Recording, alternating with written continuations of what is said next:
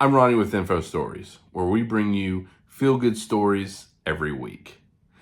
Today's story is about a man who single-handedly saved over 50,000 babies. I hope you enjoy. In 1951, a 14-year-old boy in Australia woke up from surgery missing a lung. He'd been on the operating table for hours.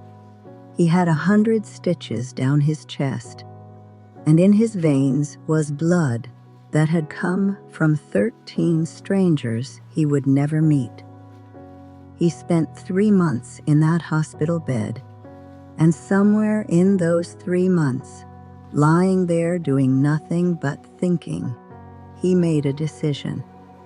The moment he turned 18, the legal age to donate, he was going to give that blood back.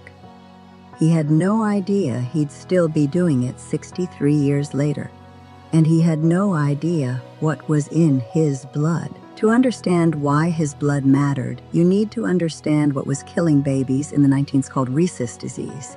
Here's the simplest version. Some people have a marker on their red blood cells. Some don't. Doctors call it R positive and R negative. Normally it doesn't matter at all. But if an R negative mother is carrying an R positive baby, her immune system can catch a glimpse of that baby's blood and decide it's an invader. So it does what immune systems do. It builds weapons. And it attacks. The mother is fine, the baby is not. Severe anemia, brain damage, stillbirth. And in Australia in the 1960s, this was affecting as many as 1 in every 100 pregnancies. Doctors could watch it happening and do essentially nothing. They needed something that could stop the mother's immune system before it ever started building those weapons. They needed a very specific antibody, and almost nobody had it. James Harrison started donating at 18, exactly as he'd promised. And after a few donations, the lab noticed something strange in his results.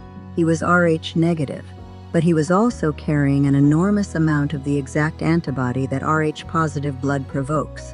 The likely reason? Those 13 units of blood he'd received as a 14-year-old boy. The transfusions that saved his life had quietly rewired his immune system into something no one had ever seen at that concentration. The blood he was given had turned him into a factory for the thing that could save other people's children. So the researchers asked him a question. Would he let them study him, test him, use him to try to build a drug? He said yes. He signed every form they put in front of him. They insured his arm for $1 million. In 1967, the first doses of anti-D went out to Australian mothers. And here's the part that gets me. James Harrison was terrified of needles. 63 years of donations, and he never once watched the needle go in. He'd turn his head and look at the ceiling. Every single time, every 2 weeks. For 63 years, not most weeks, not when he could. He never missed a single appointment. 1,173 donations. 1,163 from his right arm, the one that didn't hurt, and 10 from his left. Australia became the first country on Earth to be completely self-sufficient in anti-D. 2.4 million doses were made from his blood.